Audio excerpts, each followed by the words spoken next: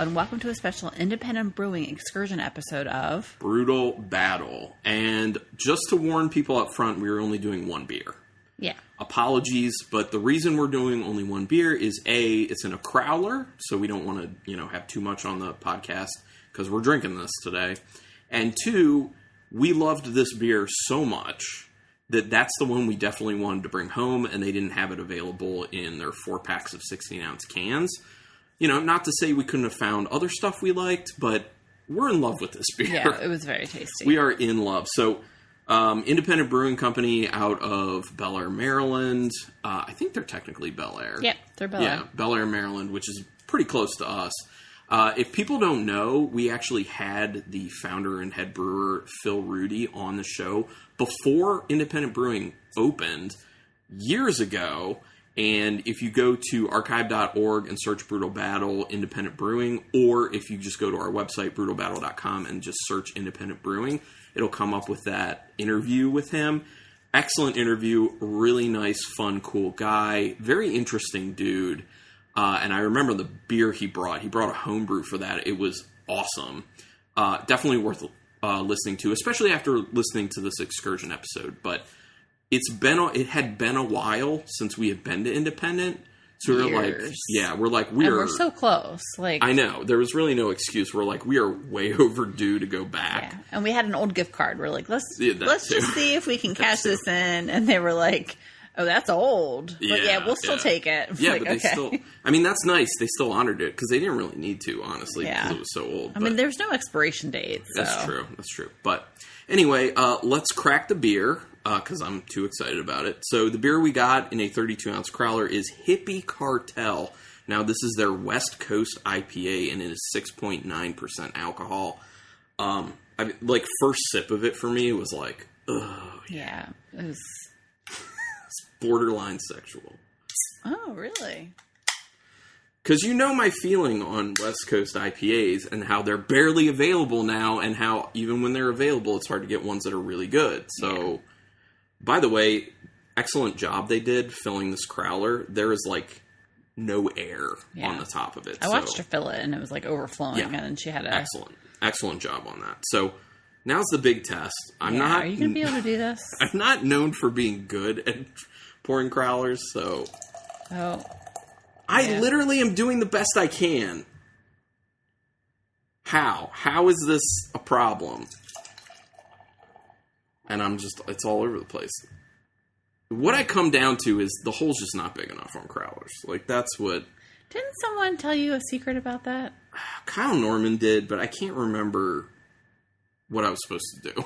I just can't remember. It's been a while, but... I've always had a problem with pouring crowlers. I don't know what it is. Anyway, there's beer all over the table. It's fine. We put blankets down, or towels down for this reason. It's all good. Anyway, let's talk about this Hippie Cartel, which I'm excited to delve into. Very amber in color. Very orange. I wouldn't say it's hazy, but I can't see through it. Yeah, it looks like it's just like a chill, though.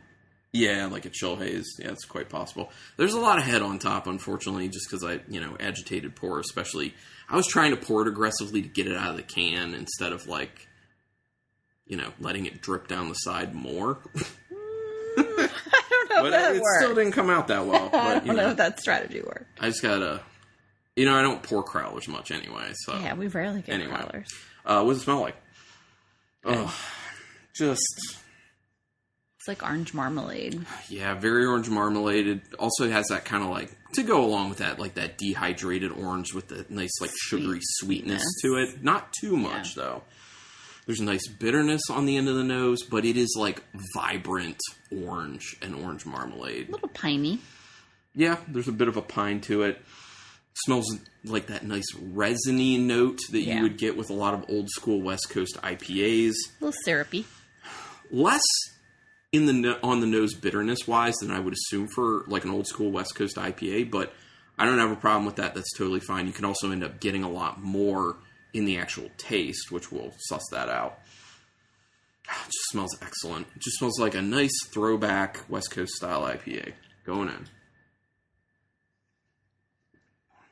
Ugh. And for me, this is nice because it's it tastes like how it smells. Mm-hmm. I love when the beer does that. The orange marmalade, the dehydrated orange with that nice sweetness, the bit of the pininess, that resiny note to it. It's just like beautiful lupulin with a like medium backbone of bitterness to it. Yeah. A nice maltiness to back it up too, which those crappy hazy IPAs are lacking at this point. But so tasty. This takes me back to the glory days of hoppy beers. It's one of the best hoppy beers I've had in quite a while, I will say. Excellent, excellent, excellent. That's why we had to make sure we just got a crowler of this one.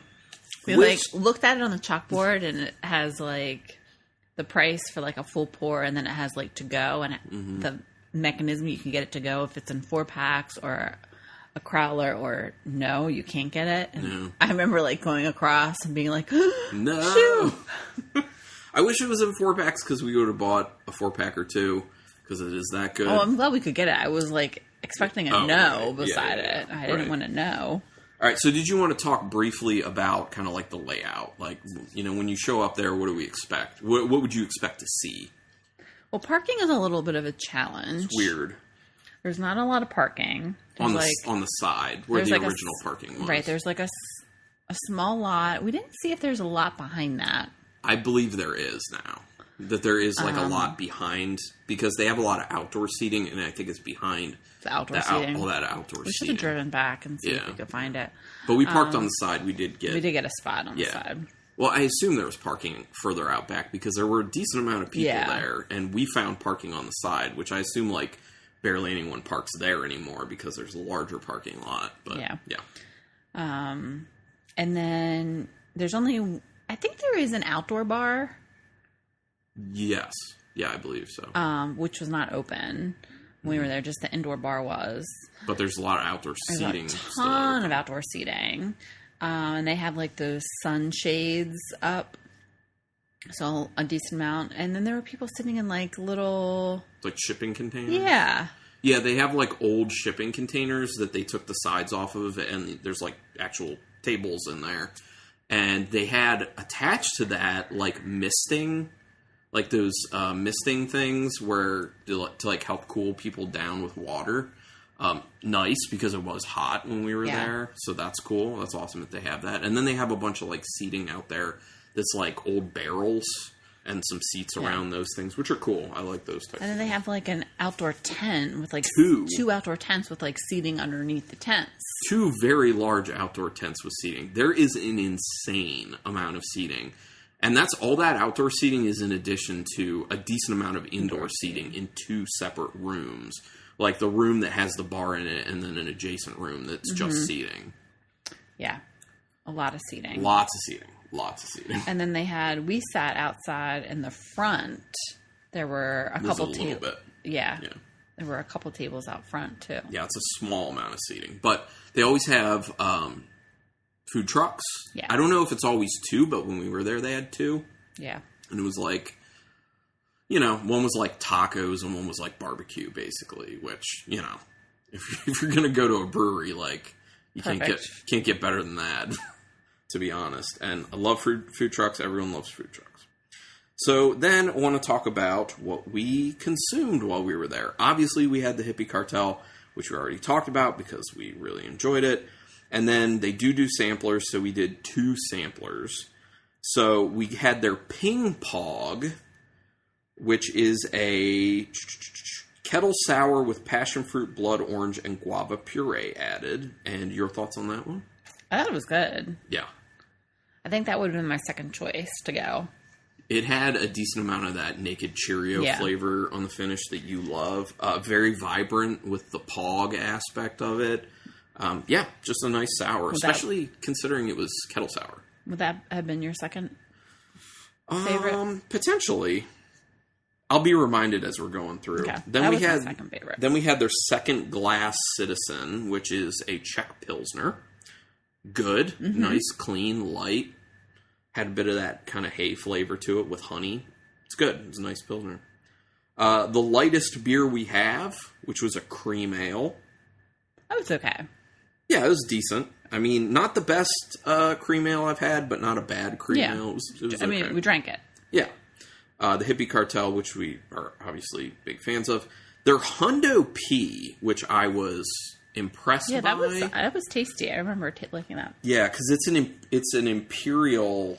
Oh no, it's just a hazy IPA with El Dorado, Cashmere, and Waiiti hops, which, you know, we're not big in hazy IPAs, but the fact that it had like good flavor to it, it had a little bit of bitterness, it didn't taste like gross and overly yeasty. That was a good beer. I was impressed with that one. Then we had their Speaking in Cursive, which we were kind of on that one. Yeah, that was my least favorite. And that was like a hazy double IPA. You know, it was 8.5% alcohol. It's definitely more alcohol than I want in a hoppy beer at this point in my life, so wasn't huge on that. This one I did like a lot. Actually, this may have been my second choice. Jake Chillenhall. Great name. It was a Lemon Kolsch. Lemon Kolsch. Oh, a nice refreshing is what it says on Untappd. A nice refreshing lemony Kolsch with rosemary and cinnamon for a touch of pizzazz. Oh, interesting. I don't really get the rosemary and cinnamon, but plenty of the lemon. Yeah. And with that Kolsch base, really tasty. Yeah, really like that.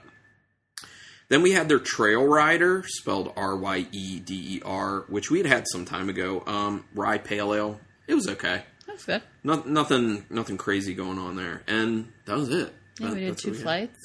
But 2 really solid flights. We didn't dump any of them. We drank them all. And we are notorious for dumping beers at breweries. Yeah, that's been our MO recently. Yeah, we're just like, don't want to drink this. Not worth the calories or the points, since we track in an app our alcohol consumption. So, you get more choosy in that sense. Yeah. But, yeah, no, good beer. And the fact that we didn't want to get rid of any of the beers spoke volumes, in my opinion. And they have, like, a very diverse menu. Oh, yeah. A lot of beers on tap. Huge. Also, hard seltzers. Uh-huh. And kombucha they make in-house, and root beer they make in-house. I don't think they make the kombucha. You don't think so? I thought they did. Well, let me look. They had... I mean, I can literally just, like, read, because I took a picture of the board. They have literally 26 things on tap. So they have... an Irish Dry Stout, Double IPA, Belgian Blonde, Sour, New England IPA, Czech Pilsner, Cream Ale, Hazy IPA, Elderflower Seltzer, Pale Ale, Apple Cider, Double IPA, Green Apple Kool-Aid Seltzer. Which we saw a pour of that. The Lemon Kolsch, Schwarzbier, a non-alcoholic blonde. That's right. Yeah, they have non-alcoholic we did want to try beers. that. West Coast IPA, Rye Pale, another Irish Dry, that same Irish Dry Stout on Nitro. A wit beer, then a mango peach kombucha, a tart cherry kombucha, a homemade root beer, and a nitro cold brew coffee. Yeah. So really a lot. Something for everybody. Yeah, we should, we forgot to try that non-alcoholic. I know. We were going to get that in our second flight. And the other thing we need to make sure we tell people is this is... I don't know if it's gluten-free. It's at least severely gluten-reduced beer. On the Crowler, it says brewed to be gluten-free. Okay, so it is gluten-free. I just know when they started out, it was Yeah. reduced, not 100% gluten-free. But I guess they're like gluten-free now.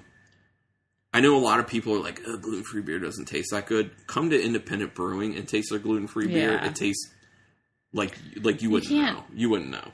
Tell. Mm-mm. They're doing magic things. Very good, though. We were very happy. Yeah, it was a good trip.